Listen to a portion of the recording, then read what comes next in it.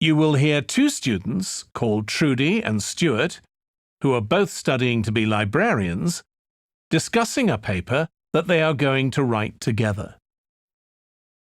First, you have some time to look at questions 21 to 23.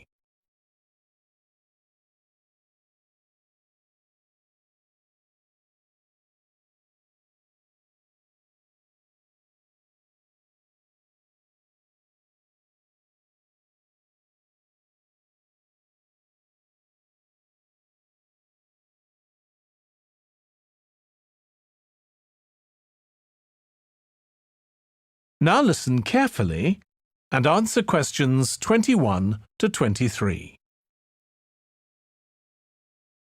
OK, Stuart, we need to start planning our paper on public libraries. Have you thought of an angle yet? Well, there's so much we could look into. How libraries have changed over the centuries, for instance, or how different countries organise them. What do you think, Trudy?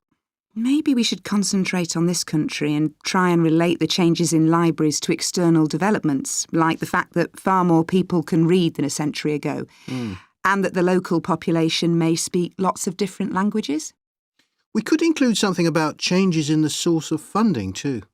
Yes, but remember we're only supposed to write a short paper, so it's probably best if we don't go into funding in any detail. Right. Well, shall we just brainstorm a few ideas to get started? OK. We obviously need to look at the impact of new technology, particularly the internet.